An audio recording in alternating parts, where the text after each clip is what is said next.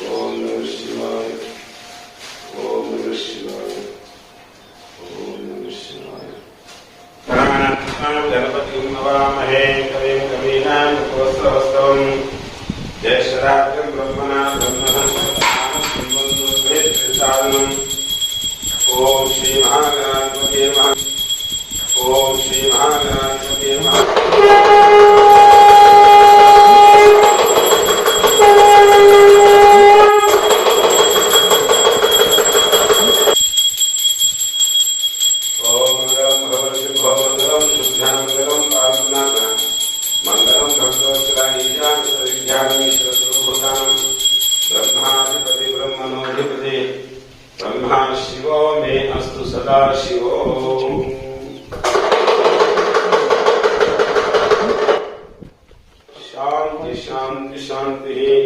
सर्वे जनाः सुखिनो भवन्तु। భక్తయోగ పదన్యాసి వారణాసి పరమశివుడు కొలువుండేది ఈ కాశీ. భక్తయోగ పదన్యాసి వారణాసి పరమశివుడు కొలువుండేది ఈ కాశీ. वन्दे शम्भुमापतिं स्वरगुरुं वन्दे जगत्कारणं वन्दे पन्नगभूषणां मृगतरं वन्दे पशूनां पतिं वन्दे सूर्यशशाङ्कवह्निनयनं वन्दे मुकुन्दप्रियं वन्दे भक्तजनाश्रयं च वरदं वन्दे शिवं शङ्करम्। वागर्तो विवसंपृक्तो वागर्तो प्रतिपत्तये जगतपितरो वन्दे पार्वती परमेश्वरो। ओम शिवाय विष्णुरूपाय शिवरूपाय विष्णवे विष्णुस्य हृदयं शिवः शिवस्य हृदयं विष्णुः। ప్రయత్న భక్తులారా, మరి పరమ పవిత్రమైనటువంటి ఈ మహాశివరాత్రి సందర్భంగా మరి ఇక్కడ మన ఈ దేవాలయానికి మీడియా వాళ్ళు వచ్చి ఉన్నారు. వారు అడిగినారు, స్వామి ఈ ఆలయం మహత్యం ఏమిటి, దీని యొక్క విశేషం ఏమిటి, శివుని యొక్క తత్వం గురించి 2 మాటలు చెప్పండి అని. గ్రామస్తులు చుట్టుపక్కల వాళ్ళంతా వింటారు, శివతత్వం గురించి తెలియజేయమని చెప్పినారు. అందుకని మేము ఇక్కడ శివాలయంలో మరి 1వ తారీఖు మహాశివరాత్రి ఉత్సవాలు వైభవంగా సామూహికంగా అన్ని కులమత అతీతంగా ఈ కార్యక్రమం జరగడం జరుగుతుంది. ప్రతి సంవత్సరం కరోనా నిబంధనలు అనుసరించి కార్యక్రమం జరుగుతుంది. ముఖ్యంగా ఓం నమ శివాయ అది శివునికి పంచాక్షి మహామంత్రం. సకల జీవరాశుల యొక్క పాపాన్ని భయాన్ని పోగొట్టి ముక్తిని ప్రసాదిస్తుంది ఈ పంచాక్షి మహామంత్రం. అందుకనే నా మా శివాయ ఈ పంచభూతాలకు సంబంధించింది. పృథ్వీ, జల్, వాయు, అగ్ని, తేజస్సు. ఈ పంచభూతాలు కూడా పరమశివుని యొక్క హస్తగతంలో ఉంటాయి. ఇవి ఆ పరమశివుడు వాటిని శాసించి వాటిని జీవునికి ఉపయోగపడేట్టుగా ఏర్పాటు చేస్తూ ఉంటాడు. అందుకే ఈశ్వరునికి పంచభూతేశ్వర స్వామిని ఈశ్వరునికి పేరు. అంతేకాకుండా ఆయన గర్లాన్ని తాగి విశ్వాన్ని కళ్యాణం కోరి ఆయన విశ్వనాథుడిగా అవతరించినాడు.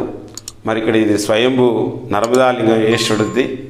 ఇక్కడ ఈశ్వరుడు కాశీ విశ్వనాథుడిగా విరాజిల్లుతూ ఈ జగత్తులో ఉన్నటువంటి జీవరాశులన్నిటికీ శాంతిని చేకూరుస్తూ ఉన్నటువంటి పరబ్రహ్మ స్వరూపము.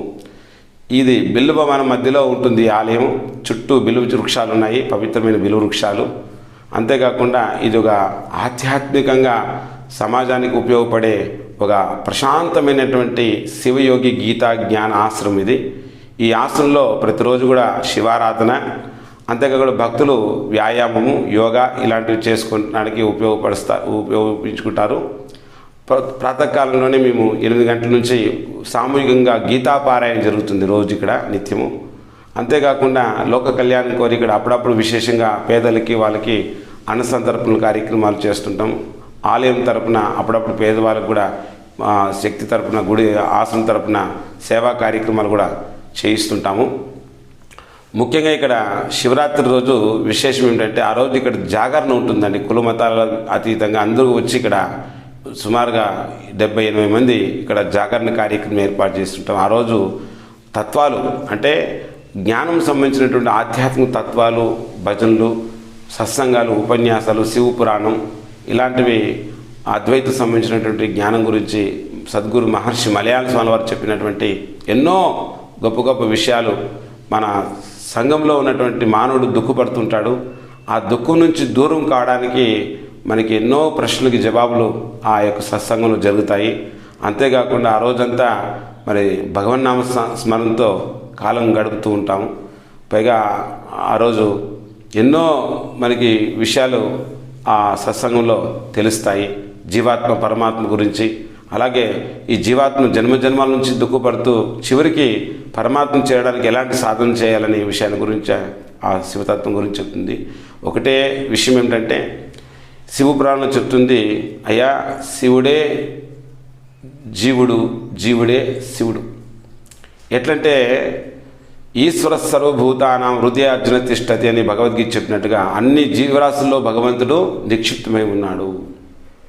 దాన్ని బట్టి జీవుడే శివుడు, శివుడే జీవుడు. కాబట్టి ఈ సనాతనంగా జీవుడు కూడా శివుడే. అందుకనే శివాయ విష్ణు రూపాయ శివరూపాయ విష్ణువే అంటారు. శివుడు విష్ణువు వేరు కాదు, నరునారాయణులు వేరు కాదు. అందుకని ఆదిశంకరాలు చెప్తారు, అయ్యా బ్రహ్మం ఒక్కటే, పరబ్రహ్మం ఒకటే, నీలో ఉండేది నాలో ఉండేది అందులో ఉండేది పరబ్రహ్మం ఒకటే. అదే ఆ పరమశివుని యొక్క స్వరూపము, అదే జ్యోతి స్వరూపము. కాబట్టి ఆ దివ్యమైనటువంటి ఆ శివలింగ జ్యోతిని మనం దర్శించినట్లయితే మనకి రాగద్వేషాలు, అర్షడ్వర్గాలు ఇవన్నీ కూడా మనకి నశించిపోతాయి. జీవనము ఎంతో ప్రశాంతంగా గడుపుతుందన్నమాట. భక్తులారా, మరి ఈ యొక్క పూర్వం చరిత్ర ఏమంటే, ఇది ఒక రోజు నాకు అమావాస్య రోజు మరి స్వప్నంలో కనిపించి ఇక్కడ ఒక తేజస్సుమైనటువంటి ఒక శివలింగం మరి నల్లేరు పొదలో ఈ యొక్క సర్పాకారంలో ఉన్నటువంటి ఈ రాయి కింద అది మనకి బయటపడింది. దాన్ని గ్రామస్తులు తెలియజేయడం వల్ల ఇక్కడ ఎవరో పూర్వం మరి శివభక్తులు యోగులు ధ్యానం చేసుకున్నట్టుగా ఆనవాళ్ళు దొరికి ఉన్నాయి. ఆ లింగం పెట్టుకొని వాళ్ళు ఆరాధన చేసుకున్నట్టున్నారు. మరి అది రాంగ అభిషేకాలు చేయంగా ఆ శివలింగం అది కొంచెం దెబ్బతింటా ఉంటే దాన్ని భాగంలోనే మరి ఇక్కడ నర్మదేశ్వరుడు కాశీ నుంచి తెప్పించినట్టు నర్మదాలింగం దాన్ని స్థాపన చేసి ఉన్నాము. ఇక్కడ మనకి ఆనవాలుగా ఇక్కడ వెనుక భాగంలో ఓ రాయి ఉంది. అది కింద వరకు అన్నమాట. పుచ్చు భాగం అంటే ఇది శిరస్సు భాగము, 5 తలలు ఉంటుంది, కింద పుచ్చు భాగం ఉంటుంది. ఆ రాయి కిందే శివలింగం ఉందన్నమాట. అందుకని ఇది విశేషం. దీన్ని స్వయంభూలింగం అంటారు. అందరూ కూడా వచ్చి ఇక్కడ అభిషేకం స్వయంగా అభిషేకం టైంలో అన్ని కులమతాలు లేకుండా వాళ్ళే స్వయంగా అభిషేకం చేసుకోవచ్చు. కాశీలో మాదిరి ఇక్కడ అందరికీ అవకాశం ఉంటుంది. ఇది చాలా పౌరుకులైనటువంటి ఆత్మలింగం కాబట్టి అందరూ కూడా దీన్ని దర్శించుకొని ఆ మనశ్శాంతి పొందుతారని తెలియజేస్తున్నాం. ముఖ్యంగా ఇది సుమారుగా ఈ ఊరు పేరు ఈశ్వరాపురం గ్రామం. అది దాని రాంగ ఈశ్వరాపురం అని వాడుకలో వచ్చేసింది. ఇక్కడ పూర్వం పెద్ద శివాలయం ఉండిందంట. దానికి ఆనవాలుగా ఇక్కడ వీరభద్రస్వామి విగ్రహం కూడా, నంది వీరభద్రస్వామి విగ్రహం కూడా దొరికి ఉంది. అది ఇప్పుడే ఇక్కడ క్షేత్రపాలకుడుగా ఈ శివాలయానికి ఆనుకొని కింద కట్టి ఉన్నారు. ఇది సుమారుగా ఇది గ్రామం కలుపుకొని ముందే ఏర్పడిందని వాళ్ళు పెద్దలు చెప్తారు. శివాలయం పెద్దగునింది. రెండవది ఏమంటే ఇక్కడ విశేషమైనటువంటి ఏమంటే ఇక్కడ చాలామంది శివాలయానికి వచ్చిన వాళ్ళకి మొక్కుబళ్ళు స్వామిని ఆరాధించడం వల్ల ప్రశాంతత దొరుకుతూ ఉంది. ఇక్కడ మెడిటేషన్ చేసుకోవడం వల్ల, పంచాక్షి జపం చేయడం వల్ల వాళ్ళకి సంతానం లేని వాళ్ళకి సంతానం కూడా కలుగుతూ ఉంది. ఉద్యోగం లేని వాళ్ళు కూడా ఉద్యోగాలు ప్రాప్తయినాయి. ఇక్కడ నియమం ఏమంటే వచ్చిన వాళ్ళు కనీసం 21 సారి ప్రదక్షిణ చేసుకోవాలి శ్రద్ధాభక్తులతో స్వామికి. లేదంటే 108 సార్లు శ్రద్ధాభక్తులతో ప్రదక్షిణ చేసుకోవాలి. అట్లా ప్రదక్షిణ చేసుకొని వారికి ఇక్కడ స్వామికి ప్రశాంతంగా కూర్చొని ధ్యానం చేసుకుని వెళ్ళినట్లయితే వాళ్ళకి సంతానం లేని వాళ్ళకి సంతానం, ఉద్యోగం లేని వాళ్ళకి ఉద్యోగం, ఆరోగ్యం లేని వాళ్ళకి ఆరోగ్యం ప్రసాదిస్తాడని చెప్పి చాలామంది వచ్చిన వాళ్ళు చెప్తూ ఉంటారు. మీరు కూడా ఒకసారి వచ్చి మరి 108 సార్లు ప్రదక్షిణ చేసి మరి స్వామిని దర్శించుకోండి. దానివల్ల మీకు ఏకాగ్రత కలిగి అనుకున్న పని నెరవేరుతుంది. ఆ శక్తి ఈశ్వరుడే మీకు సదా అనుగ్రహిస్తాడు. దీని మహిమ అంటే ఇదన్నమాట ప్రత్యేకత. ఇక్కడ అలాంటి శక్తిని భక్తిని మీ అందరూ కూడా పరమశివుడు ప్రసాదించమని చెప్తూ, భక్తులారా మరి ఇక్కడ శివయోగి గీతా జ్ఞానపీఠం ఆశ్రమానికి వచ్చి ఉన్నారు శివాలయం చూసుకొని. మరి ఇది పూర్వం వశిష్ఠాశ్రమం, అలాగే విశ్వామిత్రాశ్రమం, సిద్ధాశ్రమం, ఇలాగా సుఖాశ్రమం ఎలాగ ఉన్నాయో ఆ విధంగా ఇక్కడ కూడా ఎక్కువగా దేవతా వృక్షాలు మధ్యలో చిన్న ఆశ్రమం ఏర్పడి ఉంది. ఇది మహావృక్షం, ఇది వటవృక్షం అంటారు. ఇది ఈశ్వరునికి దక్షిణామూర్తికి చాలా ప్రీతికరమైనటువంటి మహావృక్షం ఇది. ఈ వృక్షం కింద ఛాయలోనే ఈ ఆశ్రమం విరాజిల్లుతున్నది. ఇక్కడ మరి సద్గురు మహర్షి మలయాళ స్వామి వారు కేరళలో జన్మించి మరి అసేతు హిమాచల్ వరకు మరి పాదయాత్ర చేసి ఉన్నారు. ఆయన పాదాలకి చెప్పులు లేకుండా కూడా వారు తిరుమల గోగర్భంలో 12 సంవత్సరాల 5 మాసాల 13 రోజులు దీర్ఘంగా తపస్సు చేసి అక్కడ వెంకటేశ్వర స్వామి వారి యొక్క అనుగ్రహం పొంది వారు కాళహస్తికి తిరుపతికి మధ్యలో ఏర్పేడు గ్రామం దగ్గర వ్యాసాశ్రమం స్థాపన చేశారు. అక్కడ మేము బ్రహ్మ విద్య పాఠశాలలో విద్యని అభ్యసించి బ్రహ్మ విద్యని తర్వాత ఇక్కడ మూలకోనలో ఏకాంతంగా ఒక సంవత్సరం తపస్సు చేసుకొని గ్రామస్తుల యొక్క ఆహ్వానం కొరకు ఈ గుట్ట మీద వచ్చి ఇక్కడ అమ్మవారి గుడి నిర్మాణం చేయించినాం. తర్వాత ఇప్పుడు భక్తుల్ని మల్లికార్జున స్వామి వారిని పెట్టేసి కింద ఆశ్రమం నిర్మాణం చేసుకొని ఇక్కడ ప్రశాంతమైన జీవితాన్ని ఆధ్యాత్మికంగా ధ్యానము, యోగము, ప్రాణాయామము ఇలాంటివి విద్యార్థులకు నేర్పిస్తూ ఇక్కడ ప్రశాంత జీవనాన్ని గడుపుతున్నాం. మీరు కూడా ఎప్పుడైనా ధ్యానం గురించి, యోగం గురించి, ప్రాణాయామం గురించి నేర్చుకోవాలనుకుంటే ఆశ్రమానికి వచ్చి ఖాళీ సమయంలో గురువుగారిని ఆశ్రయించి మీరు విద్యని నేర్చుకోవచ్చు. ఈ అవకాశం అందరికీ ఉంటుంది. ముందే తెలియజేసినట్టయితే ఇక్కడ ఏర్పాటు చేయగలుగుతాం. ఈ ప్రశాంతమైన వాతావరణాన్ని మీరు కూడా వచ్చి దర్శించి ఇక్కడ గురువుని అనుగ్రహం పొందుతారని కోరుతూ, భక్తులారా వచ్చిన రిక్వెస్టు, ఇంతకుముందు చాలామంది వచ్చి ఇక్కడ ఈ దేవాలయాన్ని, ఈ ఆశ్రమాన్ని వీడియో తీసి మేము వాట్సాప్లో పెడతాం స్వామి అంటే, ఎందుకంటే వద్దు అని చెప్పినాం. ఎందుకంటే ఇక్కడంతా జనాలు ఎక్కువ వచ్చి తగ్గకుండా పిల్లలు యూత్ అంతా వచ్చి ఇడివిడి చేస్తారని చెప్పి ఉన్నాము. అందువల్ల ఎప్పుడు పెట్టలేదు. మళ్ళీ వీళ్ళు కళా ప్రపంచం అనే వీడియోలు వచ్చి లేస్తాము, అలాంటిది ఏముండదు. ఇక్కడ ఆధ్యాత్మిక వరకు కేవలం గుడి వరకు పరిచయం చేస్తాము. ఆధ్యాత్మికంగా ఇట్లా చేయాలని సంకల్పించినాము. అంటే సరే మంచి కార్యక్రమం అని చెప్పి వాళ్ళకి అవకాశం ఇచ్చి ఉన్నాము. పైగా వాళ్ళు ఆధ్యాత్మికంగా దీన్ని అంతా చూపిస్తున్నారు. మీరు దీన్ని సబ్స్క్రైబ్ చేసుకొని అందరికీ తెలియజేస్తారని చెప్తూ మీ అందరూ కూడా ఈ యొక్క కళా ప్రపంచం ఛానల్ని మరి సబ్స్క్రైబ్ చేసుకొని అందరికీ ఉపయోగపరుస్తారని చెప్పి తెలియజేస్తూ మీకు కూడా ఆశీర్వాదం చేస్తున్నాం మా ఆలయం తరపున. సర్వే జన సుఖినో భవంతు, లోకా సమస్త సుఖినో భవంతు. అందరికీ మా ఆశీస్సులు తెలియజేస్తున్నాం. హరి ఓం తత్సత్. ఓం నమః శివాయ.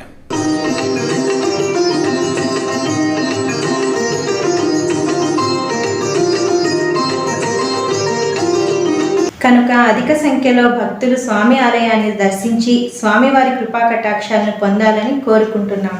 నమస్కారం.